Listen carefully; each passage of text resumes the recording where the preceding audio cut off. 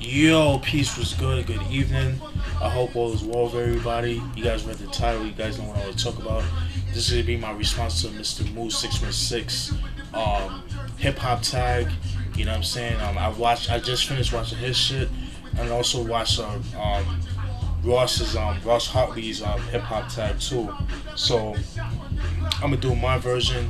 And I know some of you guys been asking me some of these questions, so this video pretty much will answer some of your questions that you've asked me in the past.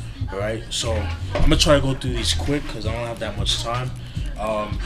The first question is, when and how did you get into hip hop? I got into hip hop back in the early 90s, particularly around 91, 92. At the time, my cousin Christy, who she's from my father's side.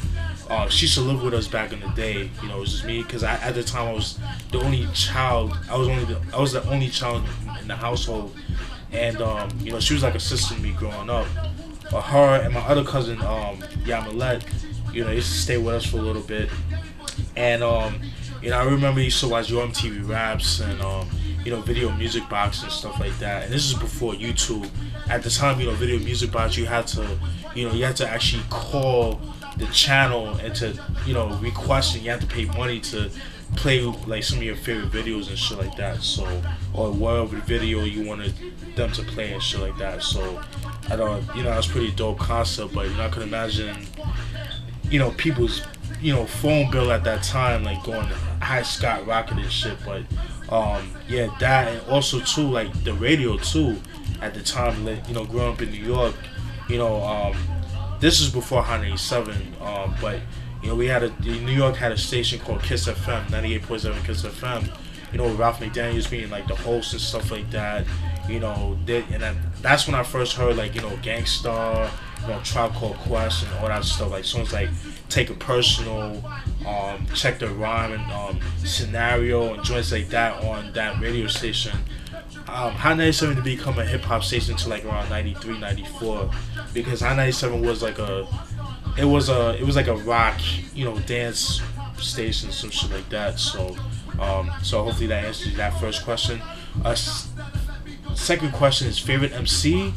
Oh man, I got so much, but top of my head, I'm gonna have to say Kool Rap, man. I mean, he's one of the most influential MCs of all time. You know what I mean? Like with the whole mafioso gang, tip, and like the stories, all the way up to the multi-syllable delivery and the lyrics and shit like that.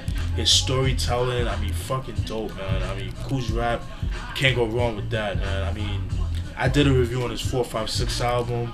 Definitely eventually would have to do a review on his first 3 albums with DJ Polo. Definitely stay tuned for those. And the Roots of Evil album and Giancana Story. I have to get his last album that he put out called I think it was called Road, Riches, and Respect. I think it's called. Definitely need to get my hands on that. Favorite group? Yeah, that's a good one. I'm gonna have to say Mobb Deep. Mobb Deep is definitely my favorite group. You know what I mean? Just just like the classic albums they put out. I mean, the infamous Hell on Earth, Murder Music. I even like Juvenile Hell. I know a lot of niggas don't like Juvenile Hell, but I fucks with Juvenile Hell. I even like Infamy, but with Infamy, I kind of feel like that was like the last time Prodigy was rapping good, because to me that battle, when Jay-Z did the takeover, Prodigy wasn't the same anymore. He like and then with the Infamy album, he just kind of he was just going over and over and over. Just when it came to like just like dissing Jay-Z, and it got a little bit too repetitive and it's got a little bit too much. So he just wasn't rapping the same afterwards, in my opinion. Favorite producer, it changes every day, man. But I would have to say Havoc of Mobb Deep. Especially in the 90s, you know what I mean? Like his sound at that time, he's one of the main reasons why I caught the EPS 16 plus. The infamous, Hell on Earth. You know what I mean? But also, it might change another. And I'll say RZA, and RZA, back in the 90s, like particularly in like 92 to like 98 was my favorite years of RZA. The shit that he did for Wu-Tang, obviously, the solo projects. Gravediggers. You know, I could go on and on and on. You know what I mean? But yeah, very very dope. All time favorite hip hop label. Oh man, that's a good one. I would have to say Loud Records. Loud Records is definitely my favorite hip hop record label. I mean, classic albums came out from that album. I mean, you got Mobb Deep, Hell on Earth, the infamous Murder Music, you know, the Alcoholics with 21 and Over, Coast to Coast, Exhibit's first album, At the Speed of Life, Cellar Dwellers with the Realms of Reality. I mean, I could go on and on and on, but Big Pun's first album, Capital Punishment. I mean, I could go on and on and on, but you guys get the idea. I mean, classic shit right there. Favorite hip hop crew, I would have to say Wu-Tang. You know, Wu-Tang, I would have put them in the group, but they were like more of a crew. You know what I'm saying? Just like, you know, 9 Cats and shit like that, and you know, God rest his soul, Old Dirty Bastard. Just the fact that, you know, they had their own style. You know what I mean? You know what I mean? Just, yeah, they had their own style and things like that. They all delivered. You know what I mean? They all put out dope albums and things like that. Yeah, you can't go wrong with that. Not to even mention the Wu affiliated MCs of Wu-Tang. You know, like Killer Priest, Sons of Man. You know, Shabazz the Disciple. You know, people like Royal Fam, Timbo King. You know, Wu Syndicate, Killer Army. I mean, I could go on and on and on. You know, whole bunch of people. Favorite year of hip hop. Wow, that's a good one. I would have to say 1995, man. You know, a lot of dope albums came out that year. You know, a lot of dope albums. The infamous, once again, like I said before, Raekwon's Only Built for Cuban Links. That's another album that came out of Loud Records. Forgot to mention that. You know, Onyx's second album, All We Got Is Us. You know, Group Home's Living Proof album. Oh my God! I mean, Coogee Rap's 456 album came out that year. I mean, Junior Mafia's Conspiracy album came out that year. Tupac's Me Against the World came out that year. I mean, there's so much albums that came out in '95. Like, it's hard to like really keep up. Yeah. All right. So, underrated artists and or group. Underrated artists. I would have to say Emcee Ren. You know, because I feel like people don't give Emcee Ren his props. You know what I mean? Emcee Ren, I feel like, you know, if it wasn't for Emcee Ren, I don't think NWA would have been who they are today. You know what I mean? And especially with DOC. But I feel like Emcee Ren, in my opinion, like his first 3 albums, well, his first two solo debuts, like, you know, Shock of the Hour, what's that album? The Villain in Black, the Kiss My Black Ass EP. I mean, you can't go wrong with those albums, man. I mean, them shits is ill, man. Especially Shock of the Hour. I just love how dark that album is, and it's just like how gritty it was. Like, the first side was the gangster side, the second side was like the more political side and shit like that. And the fact that, you know, Shock of the Hour at one point was supposed to be called Life Sentence, but like he scrapped the album. But some of the songs from Life Sentence are on that album, so you kind of heard, you know, a little bit of Life Sentence and stuff like that. But just like the overall, you know, vibe of the album, especially Villain in Black. And it's his contribution to, you know, to NWA and hip hop in general. And the way they did him in that movie Straight Outta Compton is fucked up. They made him look like a sucker. Like, he made him look like a fucking groupie. Like, oh, can I chill with you guys? Like nah, man. Emcee Ren was a real gangster street ass nigga. Like, look, you know, first of all, Emcee Ren wasn't even that tall. He's not even that tall. I don't think he's that tall. I think he's like my height, I think.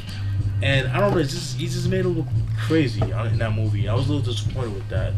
Underrated group, Ultramagnetic MCs, in my opinion. I feel like Ultramagnetic MCs, like, you know, their contribution to hip hop, you know, Kool Keith, I mean, one of the best MCs of all time, in my opinion. You know, just like the scientific lyrics that he had. Jesus.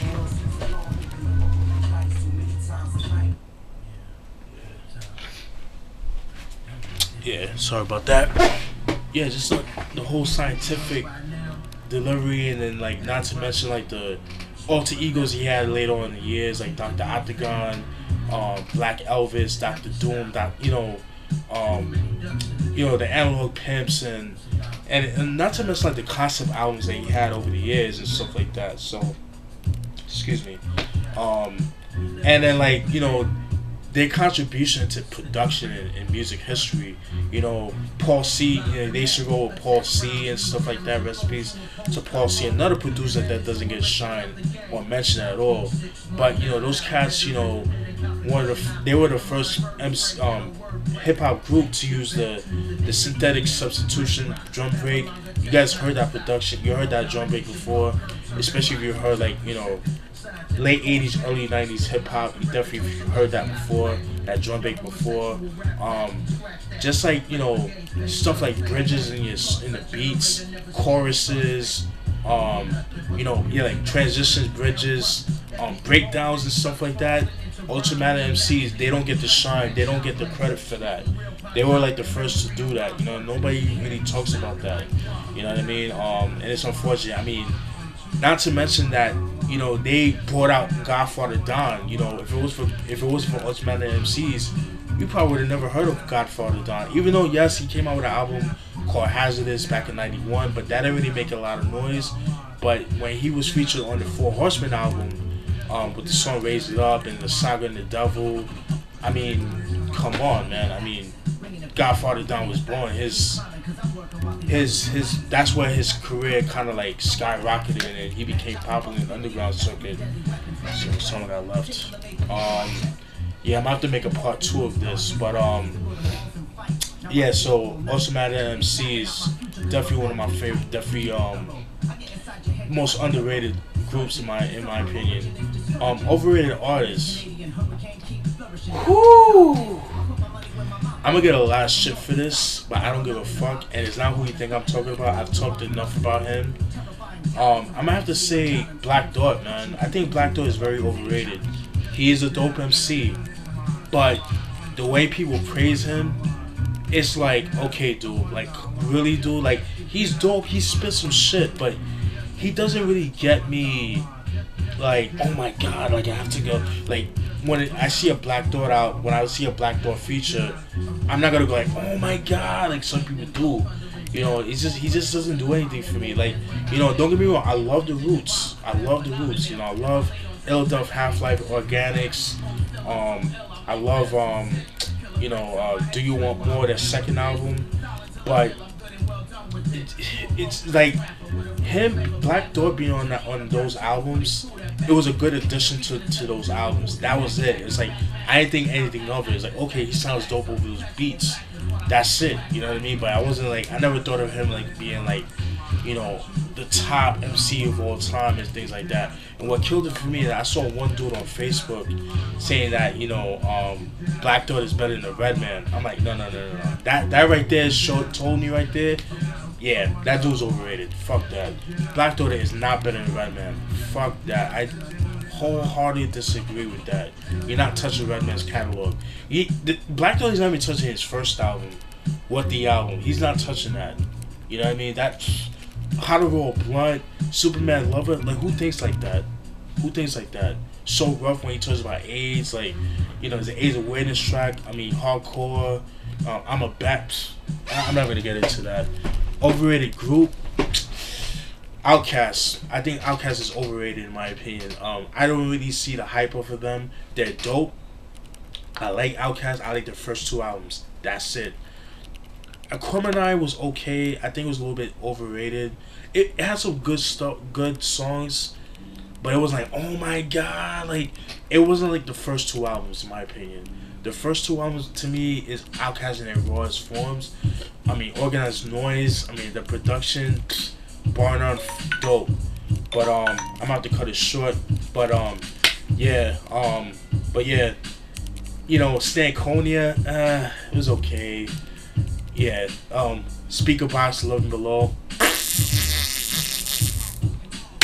Alright, I'm gonna have to cut it short, and then I'll continue with the rest of the song. I mean, the rest of questions. Alright, hope you guys enjoy it. Peace.